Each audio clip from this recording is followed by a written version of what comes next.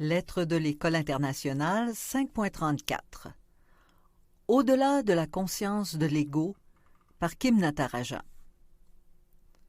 Alors que Freud, en tant que neuroscientifique, portait sur la psychologie humaine un regard mécaniste et neurobiologique, C.G. Jung écrivait dans « L'homme à la découverte de son âme » Parmi tous mes patients, dans la seconde moitié de leur vie, c'est-à-dire ceux de plus de 35 ans, il n'y en eut aucun dont le problème ne fut pas, en dernier ressort, de trouver une perspective religieuse de la vie.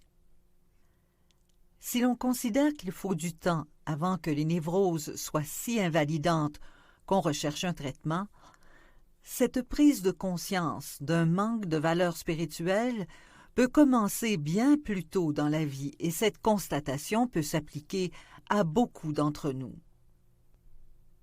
Quelque chose de profondément intérieur, un appel du fond de l'être, nous fait rechercher le véritable sens au-delà de la réalité quotidienne pour une liberté intérieure qui nous aide à mener la vie dans toute sa plénitude. À cause de l'époque où il vivait, Jung parlait d'une perspective religieuse, mais nous parlerions aujourd'hui d'une fin spirituelle. Cette fin trouve souvent une réponse dans le cadre d'une religion établie, mais nos premières expériences de la religion peuvent avoir été un obstacle et nous amener à nous détourner de nos racines chrétiennes. Nous cherchons ailleurs la spiritualité dont nous avons besoin, puisque nous ne la trouvons pas dans l'Église. En ces temps perturbés, les religions établies, en particulier leur côté fondamentaliste, sont souvent considérées comme un remède à l'insécurité existentielle et au doute. La croissance des mouvements fondamentalistes dans toutes les religions révèle ce besoin. Les gens sont réconfortés qu'on leur dise en quoi croire et quoi faire. Cela leur permet d'échapper au poids de la responsabilité personnelle et du choix.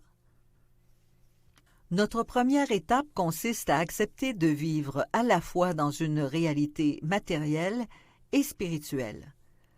Dans la première partie de notre vie, nous devons développer l'ego, l'instinct de survie. Un fort sentiment d'identité et un ego sain et équilibré sont nécessaires pour gérer avec maturité et réalisme le monde extérieur et intérieur. Ce développement de l'ego peut souvent aller de pair avec une prise de conscience croissante de notre être spirituel. Le désir d'aller au-delà ne vient pas de l'ego qui, au contraire, y résiste fortement. La force qui nous pousse est la partie la plus profonde de notre conscience. Accepter que la conscience ait différents niveaux est déterminant. Dans Psychologie et alchimie, Jung déclare « L'hypothèse que la psyché humaine possède des niveaux qui se trouvent au-dessous de la conscience ne devrait pas susciter d'opposition sérieuse. Mais qu'il puisse y avoir également des niveaux au-dessus de la conscience semble une hypothèse qui frise la haute trahison envers la nature humaine. » Dans Les formes multiples de l'expérience religieuse, le psychologue américain William James précise également que notre conscience éveillée normale n'est qu'un type particulier de conscience, tandis que dans sa globalité, elle possède des formes potentielles de conscience entièrement différentes, séparées d'elle par un écran infime. Le seul fait de reconnaître l'existence de ces différents niveaux de conscience semble ouvrir la porte à une transformation de la conscience qui passe d'un ego étroit et limité à une conscience plus large et ouverte. À la recherche de sens, nous nous sentons alors appelés à suivre l'envie de regarder au-delà de la survie. Nous avions eu l'expérience, mais pas le sens. L'approche du sens restaure l'expérience sous une forme différente. La force qui nous pousse à rechercher le véritable sens et le but de notre vie nous conduit d'abord à descendre dans les profondeurs de notre inconscient personnel, vers tout ce qui est occulté, à la fois de bon et de mauvais.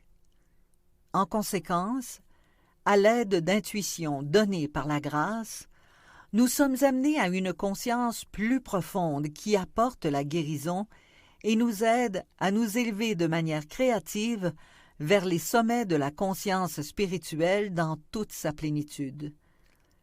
Comme le disait Jung, nous devons descendre pour monter. Le même besoin qui provoque un sentiment d'insatisfaction est celui qui permet une intégration, une guérison. Jung déclarait que c'est là notre plus grand désir, celui d'atteindre la plénitude psychologique et l'intégration par une synthèse des éléments conscients et inconscients de la personnalité, afin de pouvoir avoir la vie et la vie en plénitude.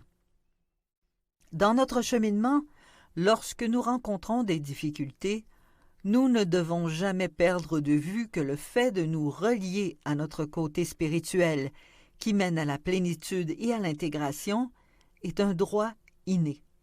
Non seulement cette voie nous aide, mais en nous transformant, nous sommes guéris et unifiés, de sorte que notre attitude envers les autres change. Acquiert la paix intérieure et des milliers autour de toi trouveront le salut, dit Saint Séraphin de Sarov.